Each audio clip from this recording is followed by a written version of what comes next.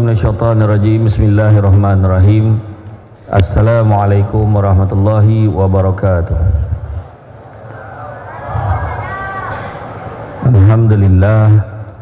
Alhamdulillahillazi arsala rasulahu bil huda wa dinil haqqi liyuzhirahu ala dini kullihi walau karihal kafirun walau karihal musyrikun walau karihal muslimun. Subhanaka la ilma lana illa ma 'allamtana innaka antal alimul hakim. Rabbi shrah li sadri wa yassir li amri wahlul 'uqdatam min lisani yafqahu qawli. Alhamdulillah, syukur kepada Allah Subhanahu wa taala, segala puji bagi Allah Tuhan sekalian alam. Salat dan salam ke atas junjungan besar Nabi Muhammad sallallahu alaihi wasallam. Masih banyak diucapkan kepada tuan pengerusi acara, bahagia Tuan Fajr Roslan, juga Tuan Imam, barisan jawatankuasa, penggerak aktiviti masjid, seterusnya tuan-tuan dan puan-puan yang dirahmati Allah sekalian. Syukur sangat-sangat pada malam ini dengan limpah dan izin yang dapat kita bersama-sama berada di dalam majlis ilmu yang mana Nabi sebut, barang siapa yang mengikuti jalan-jalan ke majlis ilmu, maka Allah akan anugerahkan kepadanya jalan-jalan ke syurga. Amin. Jangan lupa hashtag pergi syurga balik hari. Alhamdulillah, hari ini malam ni ramai, ramai betul, cuma yang tak datang lagi ramai lah. Apapun syukurlah kepada yang baru datang malam ini buat kali pertama dalam hidupnya. Saya ucapkan selamat datang. Dan saya nak maklumkan, bukan malam ni je ada kuliah ilmu, setiap malam ada dekat masjid ni. Malahan setiap malam tu lagi baik daripada malam ini, sebab Samsul Debat ni tak adalah bagus dah pun, kan? Yang setiap malam tu lebih mendalam dan lebih detail dan lebih tinggi ilmunya daripada Samsul Debat. Jadi jangan pilih orang, jangan pilih penceramah nak datang je hari-hari, ya. Datang pula kita baru tahu rupanya masjid ni memiliki kipas yang paling besar dalam daerah ni. Dekat lah. Dia kipas ni kalau nak pasang laju time ramai orang je sesuai. Kalau tak ramai orang tersingkap kan imam. Jadi tengok masjid selesa, cantik, kapet tebal, kalau sujud terbanam muka, kan? Jadi kalau tak datang sahlah, kan? Nikmat Allah dah bagi dah ni, nak memudahkan kita. Tuan-tuan dan puan-puan rahmati Allah sekalian, tajuk pada malam ini merdeka dunia, merdeka akhirat. Bila sebut tentang merdeka, apakah yang difahami tentang maksud merdeka? Dari segi bahasa, merdeka ini adalah bebas dari penjajahan, kurungan, naungan dan lain-lain, lepas daripada tebusan, tuntutan, berdiri dengan sendirinya dan tidak bergantung pada yang lain. Itu merdeka. Kebetulan pula pagi tadi saya ceramah di penjara Kajang. Pagi tadi ke penjara Kajang, lepas tu petang tadi di Felda Kuala Lumpur, malam ni di sini. Itulah kau joy hari ceramah, ya. Rumah pun bising lah, kan. Tapi macam mana, kan? Sini pun booking tahun lepas. InsyaAllah lepas ni pun dia dah setuju dah, tadi nak panggil sekali lagi tahun satu lagi. Yang tu kita buat program duo Samsul Debat dan Samsul Rau-Rau. Jadi jangan tahun depan baru datang lagi, ya. Kan?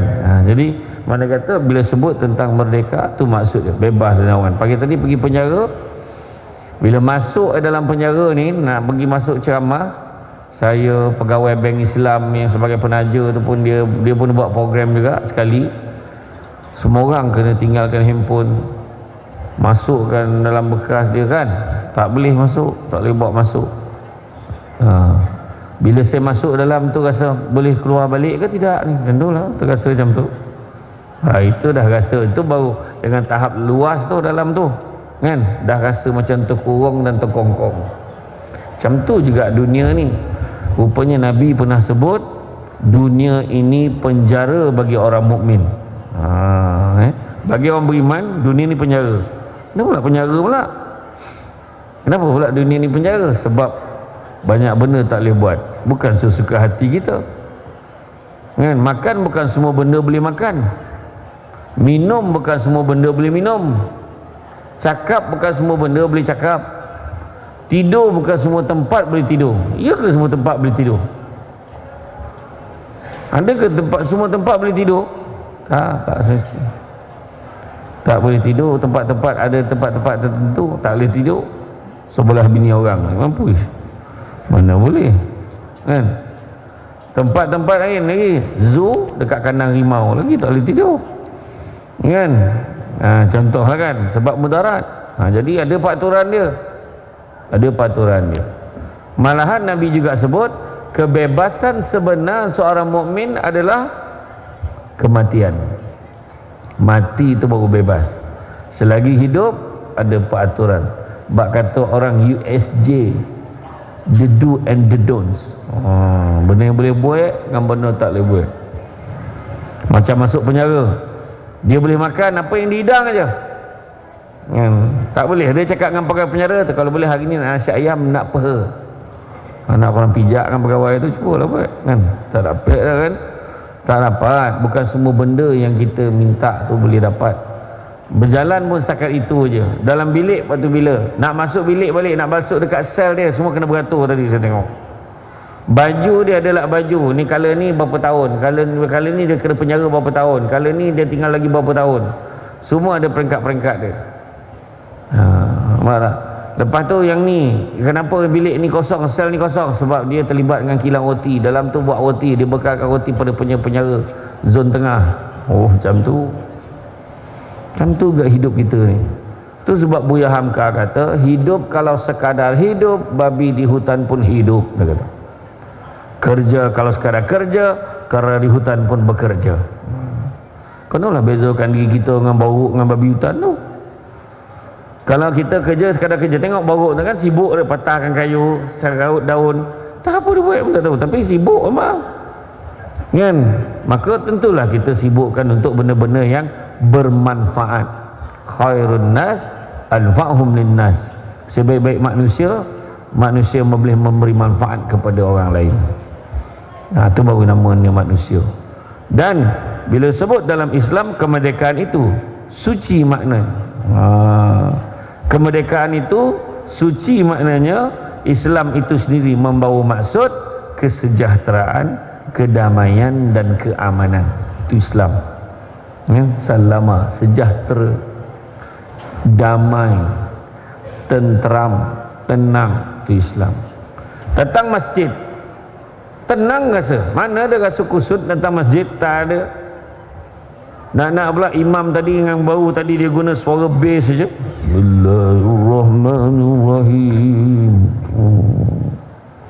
Ramailah yang damai hatinya tadi, sampaikan terlupa nak rukuk dah, sebab terlalu damai ni tadi. Macam tu. Dengan sound systemnya, dengan dia bila angin macam ni, kipas macam ni, dia macam angin luar, dia tenang aja. Dengar ceramah ni, kalau seorang tu boleh pandang saya pada mula sampai habis, itu biasa. Yang luar biasa, kejap tengok, kejap lelap. Kejap tengok, kejap lelap. Maknanya hebat dia, sambil dia dengar, dia zikir. Dan yang paling hebat, sepanjang ceramah saya dia berzikir. Dia dengar je doa tu, baru dia jaga balik. Doa yang paling mujarab untuk hilangkan ngantuk, iaitu wabillahi taufiq wal hidayah, wassalamualaikum warahmatullahi wabarakatuh. Dia akan jaga. Jadi makna kata, kita tengok tenang Islam ni kan? Malahan dalam satu hadis kursi, kalau dalam kitab Mukasyafatul Qulub daripada Imam Al-Ghazali, Nabi sebut yang Allah bagi tahu, aku tidak memberikan dua keamanan dan juga dua ketakutan, sebaliknya aku memberi satu keamanan dan satu ketakutan. Siapa yang aman dariku di dunia akan kutakutkan dia di akhirat, dan barang siapa yang takut dariku di dunia akan kuamankan dia di akhirat. Dia takut dengan Allah atas dunia, kita takut ke Allah, Allah amankan di akhirat. So don't worry. Tapi siapa yang rasa aman, relax, tak ada rasa terancam, orang semayang relax, tak semayang. Orang sedekah dia pun tak rasa apa-apa. Orang bayar zakat dia tak bayar lah, tak payah. Banyak lagi cara lain, aku banyak tolong orang dah. Itu sebab kena bagi sendiri. Jangan bagi sendiri, kena bagi melalui pusat zakat. Kita main bagi sendiri, kita rasa orang tu susah, kita bagi, buatnya orang tu menipu. Kalau tak betul caranya, daripada patut bayar zakat dia jadi sedekah, kita berhutang dengan Allah kan? Sebab semua ada peraturan dalam hidup kita ni. Sebab kata tadi kan, dalam Islam ni kesejahteraan, kedamaian dan keamanan, dan hakikatnya semua makna ni menjurus kepada kemerdekaan yang kita fahami kini. Sebagai seorang Islam, nikmat kebebasan dalam kemerdekaan seharusnya disyukuri ya. Nak hidup dalam dunia ni, nikmat Allah bagi kat kita, kita lahir-lahir. Yang kita perlu syukuri, ada orang lahir-lahir je, kita tengok apa kita kena syukur. Peringkat pertama, kita kena syukur dalam banyak-banyak makhluk Allah, Allah tak pilih kita jadi makhluk mati. Allah pilih kita jadi makhluk hidup. Makhluk mati contohnya, meja ceramah ni makhluk mati.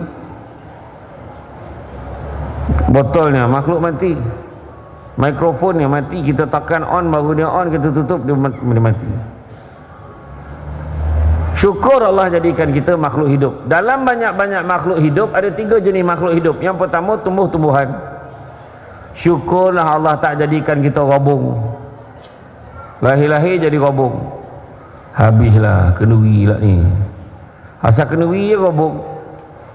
Tuan rumah ni 9 pantang lah, memang manyang gula robong je. Habislah. Habis. Lahir-lahir jadi cuk paku. Atau lahir-lahir jadi durian, mesangking lah tu. Habislah kan. Macam mana? Kan? Syukur. Dan bukan tak jadi tumbuh-tumbuhan, tak pula jadi binatang. Bayanglah lahir-lahir jadi kangaroo. Duduk dalam poket.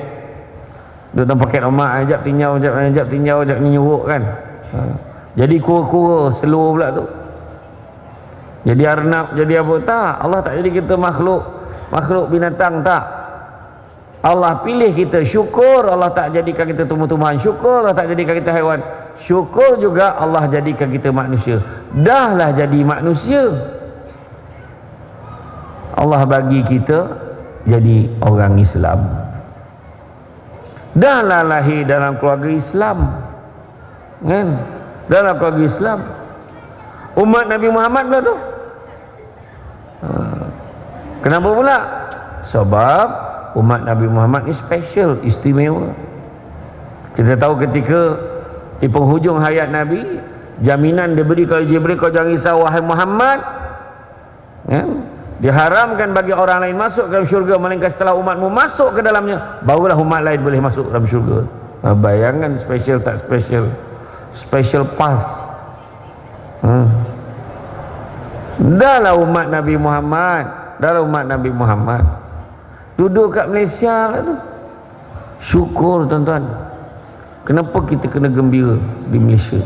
Ada banyak sebab. Sebab Malaysia ni negara yang aman, damai, tenteram. Tengok ni, pelbagai bangsa pun ada. Daripada luar negara, import pun ada. Ya betul tak? Tuhan bagi kita. Tadi berapa ramai yang datang naik motor tak pakai helmet. Punyalah damainya. Macam tu.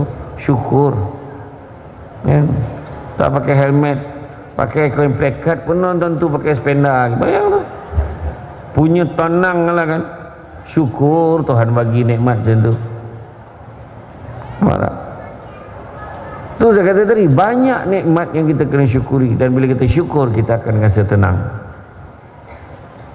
Kebebasan ni bukan hanya untuk memberikan kita satu keupayaan, kebebasan untuk menentukan corak hidup, tapi lebih penting membebaskan diri daripada kemusyrikan kepada Allah Subhanahu Wa Taala dan sifat-sifat jahiliah.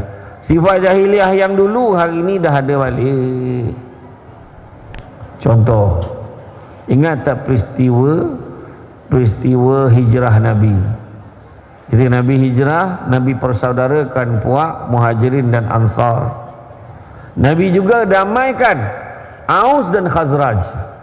Aus dan Khazraj bergaduh, berperang bertahun-tahun, puluh tahun, punya teruk bergaduh sampai terlupa sebab apa dia gaduh. Kita gelak-gelak. Dia kata, Nabi tanya kenapa kau gaduh? Tak tahu Rasulullah, dah lama dah. Nak gaduh-gaduh je lah, dia kata. Rupanya zaman kita ni dah berlaku balik. Macam mana nak berlaku pula? Yalah, dia saudara tapi tak baik. Kenapa mak kita tak baik dengan dia? Bukan dia saudara dengan kita ke? Entahlah, ni masa tu engkau dulu tak apa halnya. Yang kau banyak tanya lah, kau diikut je lah. Nampak? Kan? Dah berlaku. Dulu masyarakat jahiliah tanam anak hidup-hidup, kan? Tanam anak hidup-hidup. Hari ni apa kurangnya? Dulu bukanlah kata okey, tapi dulu tanam anak perempuan, sekarang tak kira anak lelaki perempuan ditanam, semua dibakar. Dia buat apa lagi macam-macam, dibuang je. Sekarang mana lagi teruk lah daripada jahiliah, kan? Dulu kalau perempuan mau tengok apa, perempuan jahiliah ni dia naikkan satu bendera warna apa dekat pintu masuk rumah tu, jadi lelaki boleh bebas masuk dalam rumah tu bersama dengan perempuan tu sampai dia mengandung. Lelaki ni masuk keluar, lelaki ni nak masuk, macam RNR. Sampai mengandung dia pun senaraikan siapa 10 lelaki yang tidur dengan dia jumpa dengan pendeta dia pun tengok muka budak tu. Ni bapak dia, suka-suka dia. Hari ni lebih dahsyat lagi pada tu. Berlaku di satu hospital di Malaysia, seorang ibu dan seorang anak melahirkan anak pada hari yang sama, hasil perbuatan lelaki yang sama. Hari ni lagi teruk. Seorang ayah mengejarkan anak perempuannya sampai anak perempuan OKU. Berlaku di belah sana, Borneo sana, ada satu kes. 2 anak perempuan OKU dikejar oleh bapak daripada kecil sampai besar. Berapa kali budak tu mengandung dan gugurkan. Bayangan tu lagi teruk. So ni nak cerita merdeka ni, cerita merdeka sangat ni. Tu bab kata tadi banyak insiden-insiden yang berlaku.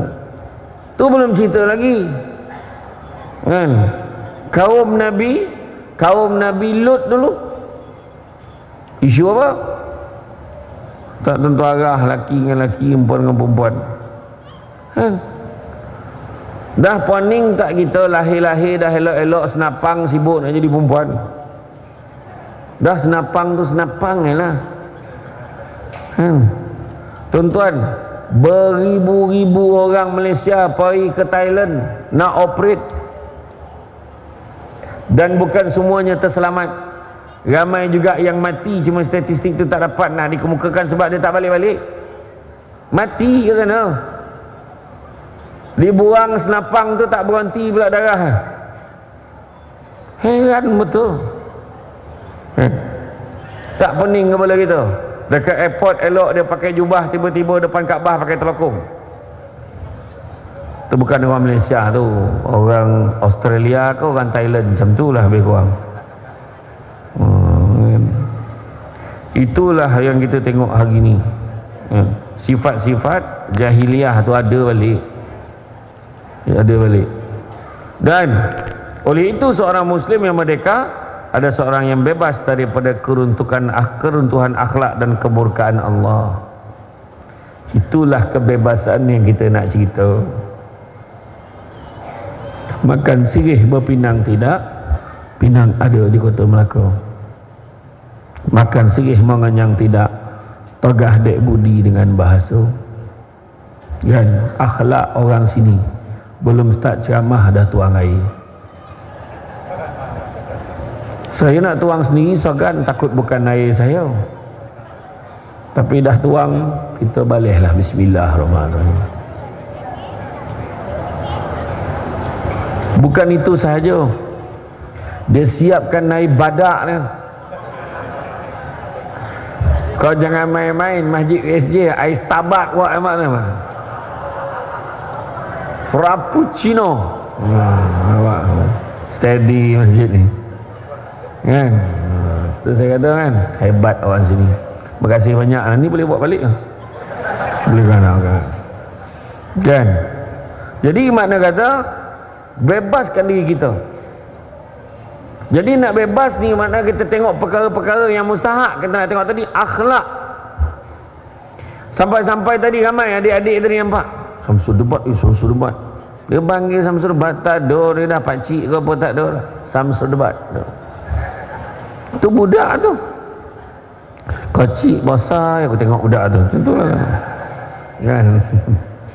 Kan, tapi tak apalah, dia nama milik semua kan. Saya dulu pun tak ramai nama Samsul Debat tu, dah ramai panggil lantaklah, tak payah tolong. Mak saya Bilal mandi jenazah di Seremban, mak saya dengan mak long saya, dia tak cakap apa-apa, orang lain lah heboh, ni lah mak Samsul Debat, dah heboh. Tak apik gambar dengan anak, apik gambar dengan mak, jadilah mak saya pun jadi mangsa tau. Saya dulu berceramah, saya mula berceramah waktu saya masih bekerja. Saya jadi pengarah undang-undang, tadi saya tak nak orang tahu jawatan saya, jadi saya pakai jawatan NGO. Dulu saya pengarah undang-undang, legal advisor, so I'm a qualified lawyer, you know. So bila saya berceramah, saya pakai jawatan NGO. Saudara Syamsul Amri bin Haji Ismail, Presiden Pertubuhan Alumni Debat Malaysia, ADAM. Itulah jawatan saya sampai hari ini, NGO. Dan bila saya berceramah dekat satu surau di puncak Setiawangsa di Kuala Lumpur, penganjur dah terlupa nama saya. Syamsul apa tak nama budak tu, tapi jawatannya debat-debat macam tu lah. Dia pun tulis kat whiteboard tu, penceramah malam ini Syamsul Debat. Itulah mula dia. Dan salah seorang yang mendengar ceramah malam tu adalah CEO TV Al-Hijrah pada ketika itu. Dia mati-mati menyangkakan nama saya Syamsul Al-Debati. Melekat terus nama tu sampailah ke hari ini. Itulah sejarah dia. Itu sebabnya kalau orang tanya saya, letak je Saudara Syamsul Debat, SSD. Sebab kalau letak Ustaz Syamsul Debat mahal, takut tak boleh bayar. USD. Kan? Jadi akhlak ni cerita mustahak. Sebab itulah Imam Malik kata, biar ilmu sikit tapi jangan tak ada adab. Akhlak ni yang menyebabkan kita ni jadi macam apa teruk sangat budak hari ni. Macam tu kita kata. Tengok aja dekat Dataran Merdeka tu, dia katakan bila konsert-konsert yang biasa orang dulu kalau zikir tahlil tu, ada macam tu ya. Contoh tak apa ni gambar, apa nama tu, apa nama ping lah apa Blackpink. Kau budak tahu kodok belakang lah, sibuk Blackpink. Budaya dia tu, budak tu leka dengan benda tu. Dulu mana ada macam tu. Dulu orang nak berhibur paling hebat pun fanfare kan, paling hebat lah. Notis konsert tu dia loket ke pokok gotah dia kan dulu. Sekarang jangan main-main, dah ada pusat karaoke, pusat HQ lagi pusat karaoke. Sedangkan kita mengikut tanpa faham. Di Jepun pusat karaoke diwujudkan untuk orang yang ada masalah, sebab kebanyakan orang di Jepun tak ada agama. Kalau dia orang stres, dia akan pergi pusat karaoke. Yang pergi pusat karaoke orang yang stres saja kat Jepun. Karaoke nak bagi dia okey. Okey. Jadi kalau dia ada masalah, dia masuk dekat pusat karaoke tu. Nak beritahu ni, itu orang Jepun ni, dan dia akan pilih lagu yang dia tak tahu. Dibantailah menjerit, tak kena pun, memang tak sedap. Tiba-tiba Malaysia boleh buat pertandingan karaoke. Kebayanganlah juara kebangsaan tu, pada tanggapan orang Jepun dia lah yang paling stres sekali. Juara kebangsaan. Itu cerita dia. mengikut tanpa faham. Itu cerita dia. Itu sebabnya kita dalam hidup kita ni kadang akhlak tu mainkan peranan. Tu sebabnya Imam Malik kata nak berjaya hidup ada 4 perkara. Pertama, kenderaan yang tangkas. Kedua, rumah yang lapang. Ketiga, pakaian yang cantik. Dan keempat, pelita yang menerangi. Oh, payah. Apa maksud kenderaan yang tangkas ni? Adakah kereta besar? Adakah kereta jeep ke? Adakah kereta Mercedes-Benz ke? Kereta apa kenderaan yang tangkas ni? Itulah dia. Imam Malik ni, dia ada sikit-sikit lah orang Negeri Sembilan ikut dia. Iaitu kata perbilangan Negeri Sembilan ni, kata adat banyak kiasan ditunjuk dia, tetapi bukan bergulung pendek panjang dirontangkan. Memang takkan faham kalau tak direnungkan. Dia tak cakap direct, dia berkias. Maksud kenderaan yang tangkas adalah akal fikiran yang cerdas. Guna akal. Akal ni akan pandu kita. Dia cerdik, dia sayang motosikal dia. Maka disebab sayang kat motosikalnya, dia bawa motosikal tu masuk semayang sebelah dia dalam masjidnya. Makna akal tak ada masalah tu. Dia mungkin dia bagus tapi tak cerdik. Nampak tak? Tak ada parking lah motosikal kat tempat motosikal. Itulah maksud dia. Akal ni akan pandu kita ke mana. Kedua, bila sebut rumah yang lapang, bukannya rumah bungalow bahasa baku, bukan rumah banglo. Maksud rumah yang lapang adalah kesabaran yang tinggi. Dapat masalah, bang anak kita jatuh bang. Sabar. Dia jatuh kat mana? Kan jalan depan tu kata aksiden bang, ada 5 biji kereta. Ya ke, sabar, doa yang baik-baik je. Kejap abang siap, kejap kita pergi. Sabar. Wahal hati pun kelang kabut ni, tapi kena tenang lah. Kau mengumpul-ngumpul, bukan budak tu tak jadi aksiden, dah jadi aksiden. Mak, sabar, kesabaran yang tinggi. Ketiga, bila sebut pakaian yang cantik, akhlak yang baik. Bagus dia kan, akhlaknya baik, tak senang hati dia selagi Samsul Debat tak sampai. Berbaris dekat pintu masjid ni. Mana Samsul Debat? Mana Samsul Debat? Saya pukul 6 tadi dah sampai. Saya dah tanya dah, kek mana aku nak nyuruk ni? Kek Petronas tak boleh, ramai orang kena, orang masjid semua isi minyak situ. Pergi kek bubble apa nama tu, tampik dobi tu lah. Tak boleh ya. Semua orang masjid yang bayar apa ni, orang masjid yang malas nak basuh sendiri ni. Oh, mana nak pergi ni? Saya pun pergilah ke kedai Tom Yam Patani tu. Duduk kat situ. Depan masjid. Alhamdulillah tak ada siapa yang perasan. Kalau perasan tadi selesai AJK masjid pun sama minum dengan saya tadi. Biasa macam tu. Tapi tadi alhamdulillah bagus. Maknanya orang masjid ni dia tak sibuk perhatikan orang. Dia memang berzuhud. Contohlah. Ya, maknanya akhlak yang baik. Dan yang keempat, pelita yang menerangi, ilmu pengetahuan yang tinggi. Kena ada ilmu. Cantik taluk pantainya landai, tambik perahu tepi kuala. Biarlah buruk kain yang dipakai, asalkan penuh ilmu di dada. Kena belajar. Tapi saya tak pandai lah Ustaz, datang dalam masjid. Tu khabar tadi, datang masjid belajar. Kat sinilah kita kena belajar. Kan? Dan akhlak yang terbaik kita tahu khuluqil azim siapa? Akhlak Rasulullah sallallahu alaihi wasallam. Nabi kita akhlak dia yang terbaik. Daripada Nabi muda, Nabi remaja lagi orang dah nampak dah akhlak Nabi ni baik. Pernah ketika Nabi berusia belasan tahun, Nabi nampak seorang makcik ni. Nampak seorang makcik ni tengah angkat barang dekat pasar. Nabi kata, "Boleh saya tolong makcik? Baiknya anak ni. Anak daripada mana?" "Saya daripada Mekah." "Macam mana Mekah?"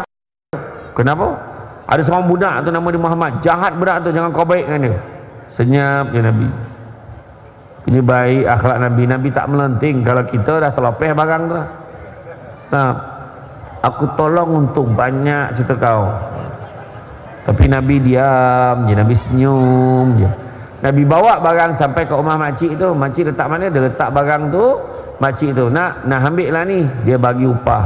Nabi kata, "Tak apa makcik, saya ikhlas, tak apa. Saya tak nak." siapa nama anak ni? Dia tanya pula. Nabi pun jawab, makcik, saya lah Muhammad yang makcik sebut tadi. Langsung diam. Akhirnya semua orang tahu betapa baiknya Nabi itu. Akhlak Nabi. Pada satu ketika diriwayatkan Nabi baru tengah tunggu nak solat ni. Dah azan maghrib dah. Tengah tunggu nak solat ni. Nak solat sangat dah. Tiba-tiba terbau-bau yang kurang menyenangkan. Salah seorang sahabat telah melepaskan gas. Terkentut. Dan semua sahabat dah pandang dah. Siapa ni? Siapa yang pergi ambil wuduk ni? Dia lah yang kentut ni. Pandang-pandang. Tapi Nabi kata apa? Kepada siapa yang rasa-rasa nak makan daging kambing dengan aku selepas maghrib nanti, semua pergi ambil wuduk sekarang. Semua pergi ambil wuduk. Langsung tak tahu siapa. Mau tengok? Ya Nabi. Nabi panggil isteri Nabi. Nabi makan masakan isteri Nabi. Nabi makan masakan isteri Nabi. Tiba-tiba satu hari rasanya masin. Tengok akhlak Nabi macam mana. Nabi panggil, ya Humaira, ya Humaira, wahai pipi kemerah-merahan. Balik rambut. Panggil isteri kita, wahai pipi. Tak apa pipi kau ni aku tak tahulah tu kan.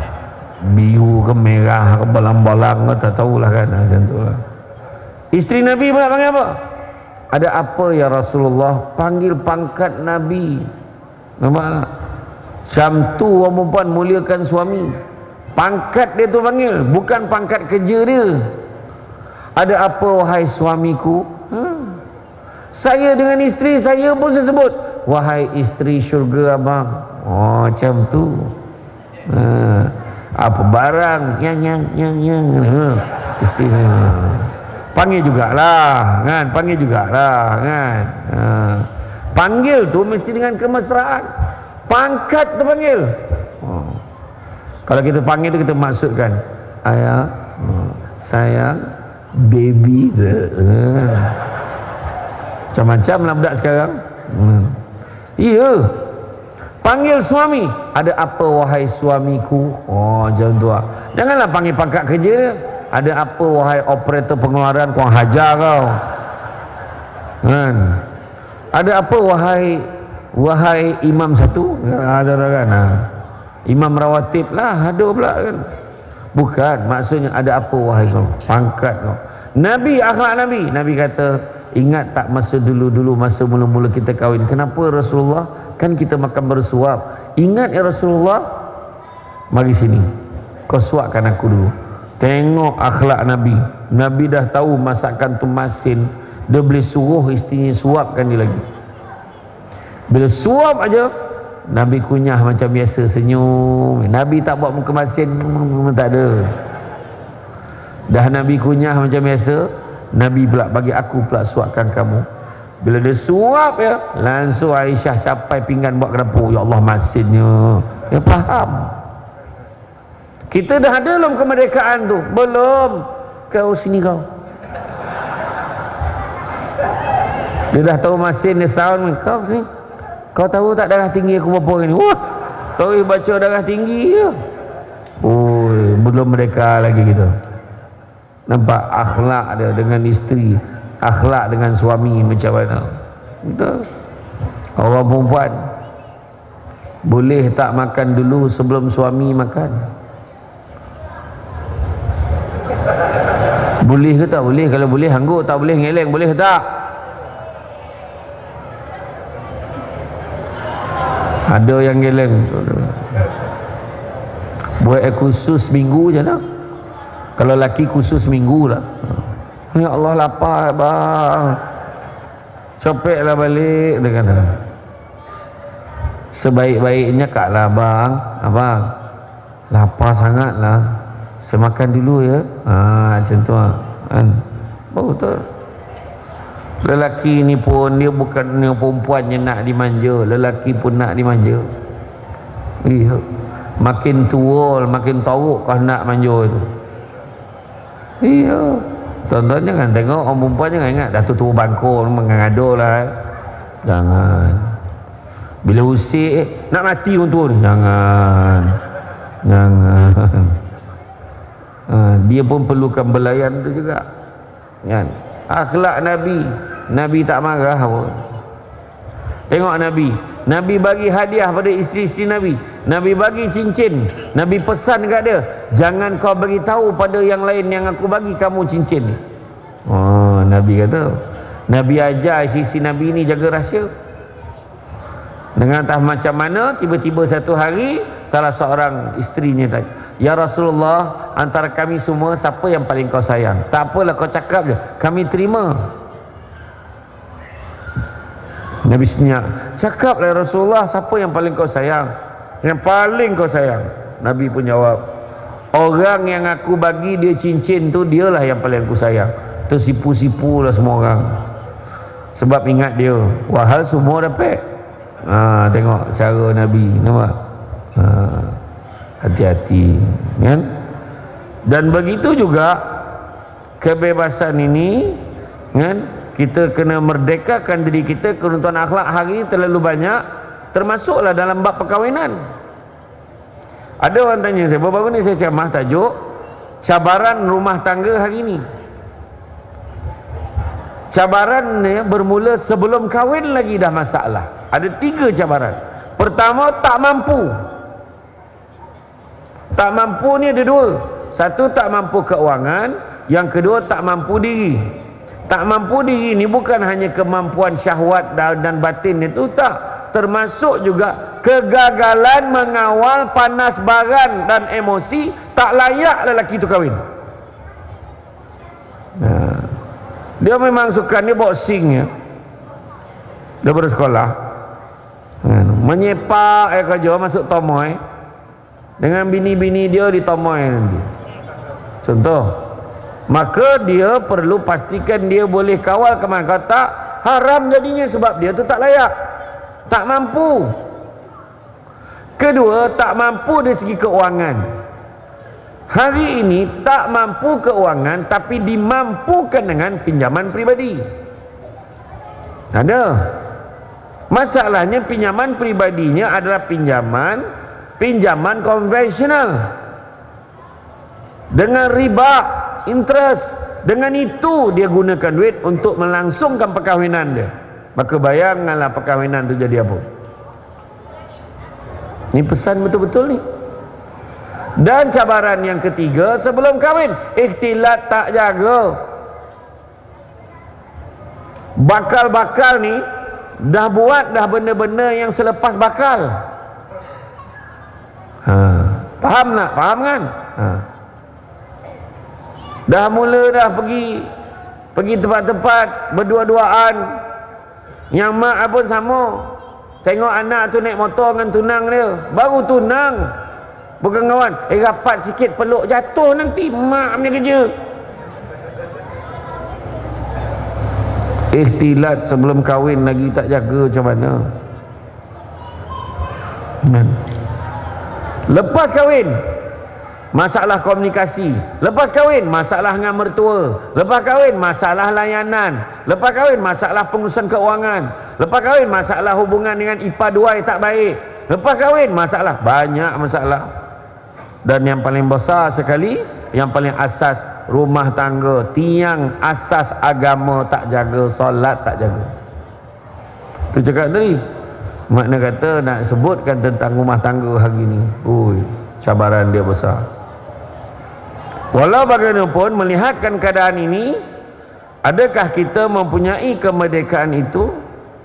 Adakah kemerdekaan ini menggambarkan kebebasan yang dimaksudkan dalam agama Islam? Hakikatnya banyak perkara yang berlaku menunjukkan betapa kemerdekaan masyarakat kita ini, khususnya orang Islam, sudah mula kabur keadaannya.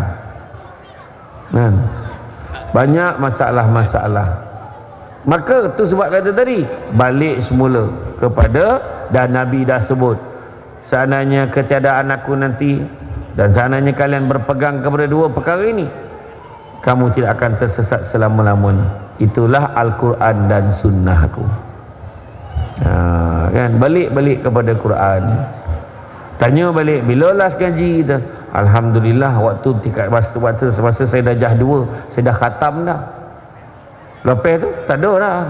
Itulah sekali berjunjung kan. Tapi budak-budak dulu mengaji Quran tak sama. Orang dulu mengaji lain kan. Orang dulu mak ayah dia bising, kau pergi mengaji, kau nak jadi kafir, duduk rumah ni, jangan mengaji. Dia marah. Pergi ngaji, pergi masa bawa mukadam, lip date a, lip bawa i, lip depan u, a i u, lip de date an, lip de bawa in, lip de depan un, an in un dulu. Aina te alam date la, mim ya mati bawa mi, nun date na. Aina te alhamdulillah. Patut bunyi alamina, dia pula alamina. Dah kena marah dengan ustaz. Baca betul-betul, tengok banyak minit. Aina te alhamdulillah. Dia nangis dia dapat dah. Dulu sekarang budak sekarang mana boleh tegur. Cikgu dia tegur, nangis. Besok tu bapak datang bawa lawyer.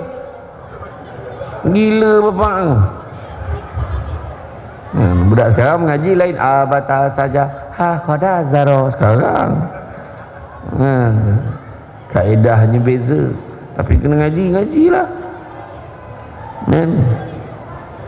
Ada satu pasangan ni, dia kata dia buta Al-Quran. Apa dia buat? Dia hantar anaknya yang berumur 6-7 tahun pergi ke pusat tahfiz. Setiap hujung minggu anaknya balik, anak dia ajar mak ayah dia mengaji. Ikut perkembangan anak tu belajar. Menangis-nangis mak dia mengaji dengan anak-anak tu, nangis kali. Tapi dia nak belajar.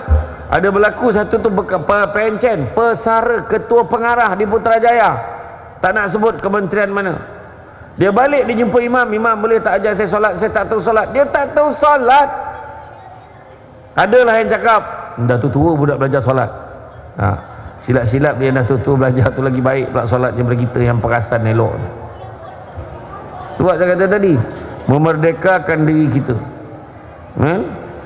Kita ni, kemerdekaan ni dah mula dicabar dan diganggu-gugat oleh masalah-masalah persekitaran. Antaranya media sosial. Media sosial hari ni tuan-tuan, tak kisahlah kerajaan ke pembangkang ke pemerintah ni, media sosial main peranan. Semua cerita keluar. Samsul Debat belum sampai lagi dah mula viral. Samsul Debat akan datang ke USJ. Confirm ke? Ada tak ada soal tu, konten. Dia punya lagu iringan ni tak berapa kono lah tu. Lagu belakang tu, siko bagi dua tu. Apa hal pula lagu tu pula dipilih tu kan? Contoh lah kan. Tu sekarang zaman viral. Maklumat di hujung jari. Tu sebab kena hati-hati. Kita ada 6 zaman. Zaman Nabi, zaman sahabat, zaman kejatuhan kerajaan Islam, zaman fitnah, zaman kebangkitan kerajaan Islam, dan zaman kiamat. Sekarang ni zaman fitnah. Baca macam fitnah keluar. Dan manusia lebih suka percaya fitnah daripada percaya benda-benda betul. Sebab fitnah ada nilai berita. Kau tahu tak? Dia akan berbisik tu, bahaya tu. Kau tahu tak? Ia menjawab automatik. Apa? Yang seorang baru sampai langsung ikut nada. Apa cerita? Jangan. Jangan. Merdekakah kita daripada benda-benda tak elok dalam hati ini? Merdekakah kita daripada perasaan tamak? Jangan tamak. Ingat, jangan tamak. Kongsi tak apa. Faham? Ngelak pula. Cakap betul. Jangan tamak, kongsi tak apa. 2-3 hari ni teruk betul lelaki kena bantai. Orang lain punya hal, kenapa kita yang kena? Contoh ayat tu. Tiba-tiba Tesla jadi bicara. Dengan imam-imam kena tanya. Aduh, pening bala. Iya. Benda baik, kalau kau rasa elok, tak usah share-share dalam media sosial. Kan dah kena balun. Kering lunyai balon ni. Kesian. Aduh, hai. Langsung orang lelaki dah elok kita tak ditanya, kita boleh tanya, abang nak sangat ke? Dah kita pula ada babit ni. Sabar. Abang. Tu juga tadi tu. Kan? Buang perasaan tamak. Kedua, buang perasaan dalam hati kita sombong. Sombong ni ada 3 darjat. Ujub, riak, takbur. Itu semua bawah topik sombong. Ujub dalam hati. Contoh di azan, Allahu Akbar, Allahu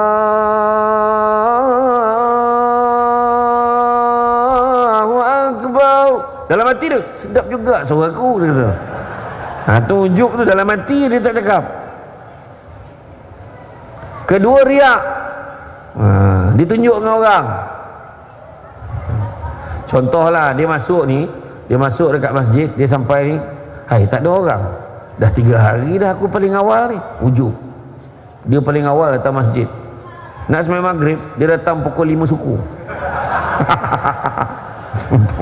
Memang dia lah paling awal, gila betul. Kan, macam tu lah. Tak apa, bagus lah, bagus. Datang awal, bagus. 5 suku. Biasa dia main bola, aku tak main bola dah ke sekarang. Dunia semua tu, cahaya dia. Dia masuk aja, dia kata, dah berapa hari dah aku paling awal ni. Ujub dalam hati. Dia pun semayang, Allahu Akbar, sunat, Bismillahirrahmanirrahim, Alhamdulillah. Terdengar bunyi sliding door, ada orang lain masuk.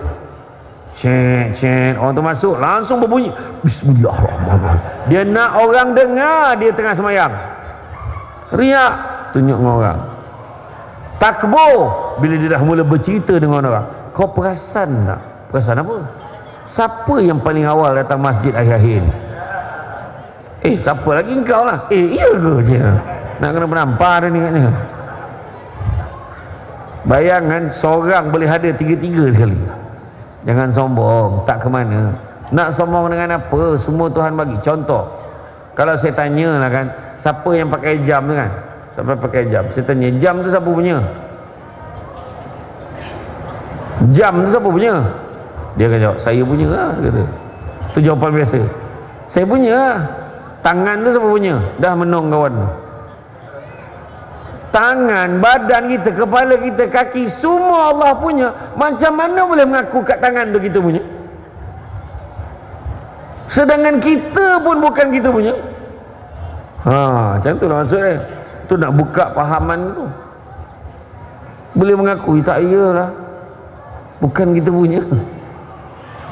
Mana dia yang kita punya? Jawatan sekarang, jawatan tinggi, jangan risau. Sekarang kita ada imam. Imam kata sampai masa saya nak bersara lah, nak rehat, nak balik kampung. Imam memang orang sini ke? Orang mana? Orang Kedah. Saya rasa saya nak balik Kedah. Dia lepas jawatan, maka tak ada dah imam kat sini. Tak ada, ganti imam lain. Untuk tu Samsudbat tak boleh ceramah malam ni, ada berceramah lain. Kaciknya hal. Ada berceramah lain. Saya dengar itu sahabat saya pun datang sini, UAK datang sini lah ya. Dahsyat masjid ni. Yang top 5 panggil kan. Handa-handa panggil kan. Ya tu dia. Bukan kita punya. Suara kita hebat yang mana pun, bukan kita punya.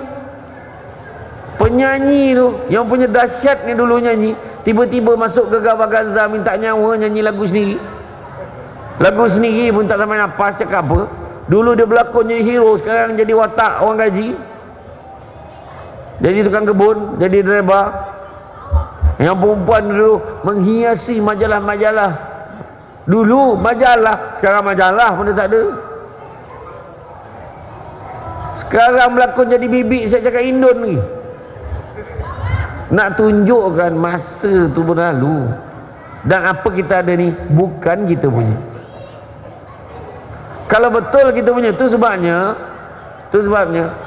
Iskandar Zulkarnain dia kata, kalau aku mati nanti pastikan buat 3 perkara. Apa dia? Pertama, waktu usung jenazah aku pastikan tabib-tabib yang hebat-hebat usung jenazah aku. Yang kedua, waktu usung jenazah aku, pastikan tangan aku terkulai biar semua nampak. Dan ketiga, waktu usung jenazah aku, pastikan kau taburkan segala harta kekayaan aku sepanjang perjalanan pergi ke kubur. Kenapa buat macam tu? Kau akan tengok tabib yang hebat-hebat usung jenazah aku, nak menunjukkan hebat macam mana pun tabib, atau hari ini bahasanya doktor lah, hebat mana pun doktor tu, tabib tu, dia takkan dapat menghalang kematian daripada berlaku. Kau tabur harta sepanjang perjalanan pergi ke kubur, kau tengok orang berebut nak ambil harta tu tanpa kau mampu lah halang, tanpa kau mampu buat apa-apa, sebab harta tu tadi tak buat masuk dalam kubur. Dan waktu usung jenazah kau tadi, kau biar tangan terkulai tadi, biar orang nampak macam mana kamu lahir dulu tangan kosong, mati pun tangan kosong. Tangan dah terkulai layu di tasik madu Fauzah Latif. Apa istilah budak sekarang? Masa dah time, dah sampai masa. Tadi kenapa nak sombong-sombong? Tak usahlah sombong. Sombong ni sifat siapa? Oh, tahu Tang setan tu cepat jawab. Betul, memang betul. Itu sifat syaitan, sebab dia sombong dengan Allah dan dia sombong dengan Nabi Adam. Dia tak nak sujudkan Nabi Adam. Sebenarnya sujud bukan sebab pasal Nabi Adam, siapa? Sebab perintah Allah. Itu sebab malaikat Jibril pada satu hari itu dia turun jumpa Nabi, dia sedih, menangis. Kenapa engkau? Aku tengok kau risau tak keruan ni. Nabi tanya, aku sebelum turun tadi, aku sempat melihat Allah memerintahkan penjaga neraka agar menyalakan nyalaan api neraka selama 1000 tahun. Daripada warnanya merah sampai dia menjadi putih. Dia nyalakan lagi 1000 tahun daripada putih sampai menjadi hitam. Percayalah wahai Muhammad, kalau terbuka sedikit saja pintu neraka itu, walaupun sebesar lubang jarum, hancur dunia ni. Macam itulah gambarannya neraka ni. Tadi itu cakap tadi, usung jenazah ni tadi, tangan kosong, tak boleh buat apa-apa. Kita mati pun macam tu.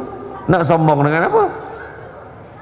Nak sombong dengan kedudukan. Sombong rumah besar, rumah USJ dulu. Saya ingat dulu, saya masa duduk belajar kat ITM Shalam, ini tempat biasa saya ni, USJ ni. Kemudian action USJ, wahal ulu Subang Jaya kan. Tapi tak salah USJ. Oh, USJ 5. Oh, ya, macam tu ayat kan. Iyalah, sekarang nak maju, moden, betul, cantik. Tapi berapa lama kita nampak rumah-rumah besar, 5 tahun lagi ada rumah lagi hebat pada tu. Kemudian ada lagi hebat, lagi hebat, lagi hebat, dan lagi hebat. Dulu punya belagak kita pakai telefon tu, ingat tak telefon? Ingat tak telefon? Telefon tu dulu mana ada kita pakai power bank? Tak ada. Baterinya tahan seminggu, tahan. Yang tak campur orang tu 2 minggu tahan. Dia tak telefon orang, orang tak telefon dia, 2 minggu tahan. Yang cepat habis bateri tu yang main snake tu. Dulu orang ingat tu paling canggih lah, 3310. Orang cakap canggih lah dulu. Tiba-tiba hari ni siapa sangka ada telefon I kan? Ada telefon I dan saya tak nak sebut lah sebab dia tak taja ceramah kita malam ni, tu saya tak sebut. Kalau dia nak kita sebut, taja lah kan, kesian orang masjid, bantu orang masjid. Dah lah Masjid Syafi'i ni dia tak pandai panggil ceramah yang biasa-biasa kan. Tu juga tadi, jangan kita sombong. Ketiga, jangan dengki. Dengki bahasa Melayu, bahasa Arabnya hasad, punya teruk di Malaysia ni, dua-dua pakai. Hasad, dengki. Ada je tak puas hati dengan orang. Dengar-dengar dia beli kereta baru, tak ada dicuri duit tu. La ilaha illallah. Dengar-dengar dia dapat pergi haji tu ni, tak ada kabel pakaian tu. La ilaha illallah, ada je. Buang. Ya? Kalau kita tengok kemerdekaan disambut macam mana, itu juga melambangkan kita belum merdeka. Habis percampuran lelaki perempuan kadang-kadang kan, sambutan-sambutan dengan muacun, membazir, macam-macam tu sebabnya Hijrah juga adalah merupakan satu bentuk kita nak berubah supaya kita menjadi merdeka dengan sebenar-benarnya. Berubah daripada buruk pada baik, baik pada lebih baik, lebih baik kepada lebih baik. Itu merdeka yang kita nak. Merdeka kita rasa-rasalah yang paling hakiki kebahagiaan yang kita nak kat mana katnya. Dekat mana katnya? Syurga. Syurga. Itu sebabnya kalau nak masuk syurga ni Allah, kena amal ibadah banyak-banyak. Yang pertama, salawat ke atas Nabi, jangan tinggal. Salawat ke atas Nabi. Nabi sebut apa? Inna awlan nasi bi yaumal qiyamah aksarhum alayya salatan. Selawatlah banyak pada aku. Ni Nabi kata apa? Orang yang paling baik di sisiku di hari kiamat kelak adalah orang yang banyak berselawat kepada aku. Bayangkanlah, digambarkan dalam kitab Muka Syafatul Qulub oleh Imam Al-Ghazali, ceritanya mahabbah cinta kepada Allah dan Rasul.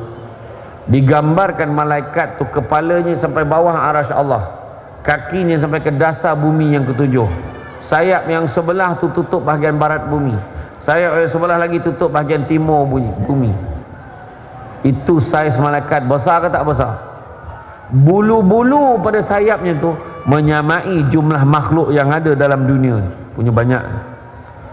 Dan digambarkan setiap kali umat Muhammad berselawat kepada Nabi, sekali je selawat ni, sekali je selawat, maka malaikat tadi diarahkan oleh Allah Ta'ala, diperintah oleh Allah Ta'ala menyelam ke dalam lautan nur arasy Allah. Bila dia keluar balik, dia mengibas-ngibaskan sayapnya, dan pada setiap bulu-bulu yang banyak yang menyamai jumlah makhluk tadi, setiap bulu tu terjatuhlah satu titisan. Setiap satu titisan itu menggambarkan begitulah banyaknya jumlah malaikat berselawat dan mendoakan keampunan untuk orang yang berselawat kepada Nabi dengan tahap sekali selawat. Maka itu sebab Nabi sebut al-bakhil. Apa maksud bakhil? Apa maksud bakhil? Ui, semua pandai lah bahasa Arab sini. Belajar dengan Ustaz Piramli dalam cerita Haji Bakhil. Al-bakhilu allazi zukirtu indahu falam yusalli alaih. Orang yang paling kerekut di sisiku pada hari kiamat kelak adalah orang yang bila disebut nama aku dia tak selawat. Macam mana tak kerekut? Itu kalau macam tu lah ganjaran, tapi kita tak selawat tu bukan kodokut lagi, nama dia kodomut. Kodokut campur komut, dua-dua tu. Betul tak? Rugi kita. Selawatlah kata Nabi. Kemudian hidupkan sunnah Nabi. Dan yang ketiga, biqiraatil Quran, dengan membacakan ayat-ayat suci Al-Quran. Tapi kalau kerosakan yang berlaku di kalangan masyarakat, kita nampak dan kita kata, biasalah budak-budak muda, rosaklah keluarga kita. Keluarga kita cakap macam tu. Budak sekarang memang macam tu lah. Jangan. Itu tanggungjawab kita.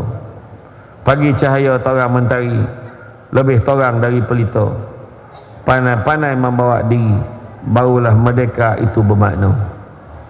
Kacang merah rasa manis, podeh pula totolan lado. Kalau anak merdeka merasa manis, mengingat Allah, mengharap pahala. Dari mana kain batik? Dari pasar Tanjung Pinang. Berbuat bakti, berkhidmat baik, nescaya masyarakat menjadi senang. Jorih pagi menobeh lalang, tersauk tangan sakit bukan kepalang. Tajamkan azam laksana pedang, pertahankan merdeka sepanjang-panjang. Macam tu. Faham tak maksud tu? Kalau tak faham saya ulang balik sampai faham. Faham tak? Okey lah, pantun tu okay, faham lah kan. Ada sekali itu pengacara majlis, ada satu program tu dia sebut, berarak awan berbalam petang, awan berarak di celah pepohon ara. Tinggi betul pokok ara tu, sampai awan tu berarak ke celah pokok tu. Bagaimana? Membohong pantun ni. Dari Segamat pergi ke Kuantan, singgah di Lipis beli berangan. Kau sadar tak, naik kereta daripada Segamat memang kau jumpa Kuantan dulu, masa bila kau singgah Lipis? Tu belum cerita lagi. dari Seremban pergi ke Melaka, singgah di Perlis, kau jalan mana kau ikut? Kan motor pantun main belasahan kan. Jadi media sosial adalah cabaran utama kita hari ini nak merdeka. Ingat ya, apa yang kita type, apa yang kita tulis, ianya dizahirkan, dia dianggapkan, dinisbahkan sebagai apa yang kita cakap. Hati-hati. Hati-hati. Media sosial ini adalah cabaran yang paling besar sekali. Masyarakat boleh berpecah-pecah sebabkan itu. Tengoklah yang berlaku. Sekarang ini di kalangan masyarakat kita, terutamanya nak pilihan raya, pening kepala. Malaysia sekarang ini diiktiraf sebagai negara yang paling rajin buat pilihan raya. Tuan, ini hakikat tuan. Saya tak sebut parti mana-mana kan, tapi negara kita ni paling rajin sekali. Dan penggal lepas kan pelik juga. Malaysia pertama kalinya satu penggal dapat 3 Perdana Menteri. Itulah, itu saya kata tadi. Zaman ni sebab apa? Zaman media sosial. Orang mengatur persepsi masyarakat walaupun terpaksa menipu kadang-kadang. Itu sebab hati-hati. Tuan-tuan dan puan dan mati Allah sekalian, kalau kita nak kejarkan kemerdekaan dunia dan kemerdekaan akhirat, tuan-tuan kena pilih satu. Pilih satu, insya-Allah.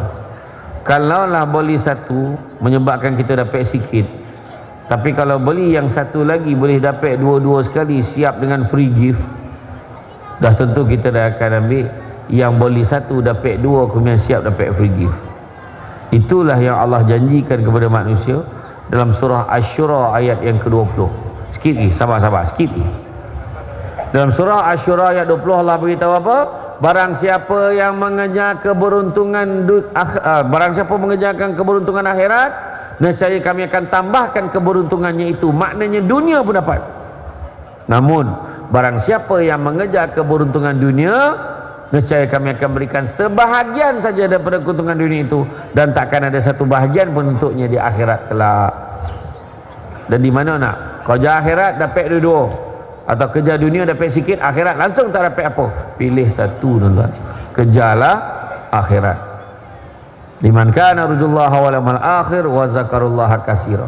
Siapa nakkan rahmat Allah dan nakkan hari akhirat, maka ingatlah Allah banyak-banyak. Jadi tuan-tuan dan puan-puan sekalian, hari ini dalam nak merdeka juga, ingat hadis yang awal-awal tadi saya beritahu, Nabi beritahu dalam hadis kursi kan, dah disebut, aku tidak mengurniakan 2 keamanan dan 2 ketakutan, sebaliknya aku memberikan 1 keamanan dan 1 ketakutan. Barang siapa yang aman dariku di dunia, akan ku takutkan dia di akhirat. Namun barang siapa yang takut dariku di dunia, akan ku amankan dia di akhirat. Jadi tuan-tuan dan puan-puan sekalian, saya faham signal yang diberikan tu sangat jelas. Cara dia tanung kan, macam tak puas hati tu saya faham. Yang seorang tu pula bila saya pandang, time tu lah dia buat-buat kotak-kotak lutut macam ponik warna lah tu kan. Saya faham tuan-tuan. Jadi insya-Allah ambilkan saya buah delima, masak sebiji di balik paruh. Dalam media sosial bukan semua boleh percaya, silap percaya merosak bangsa. Anak dara berkain cukin, dari daik berkain suasa, tak kira kaya miskin, media sosial baiklah budi bahasa. Anak ikan ni makan ikan, manakan sama ikan tinggi, mati ikan kerana umpan, mati kita kerana tak fikirkan diri. Apa diharap pada jerami? Habis padi, jerami dibuang. Apa diharap media sosial ini? Akhirnya fikiran kita juga dipandang orang. Jadi jagalah tuan-tuan, ya, jaga diri baik-baik. Media sosial ini kita kena kontrol dia, bukan kita biarkan dia yang menguasai kita, ya. Hati-hati. Orang perempuan jangan leka dekat tangan yang ni, laki kat sebelah baik tak peduli, jangan, ya, jangan. Ada masa kena hati-hati. Benda ni saya sebut ni ada sebab berlaku dalam masalah rumah tangga hari ni sebenarnya. Media sosial tak habis-habis. Penting sangat share ni pada publik. Ada masalah, jadi penyakit. Hati-hati ya.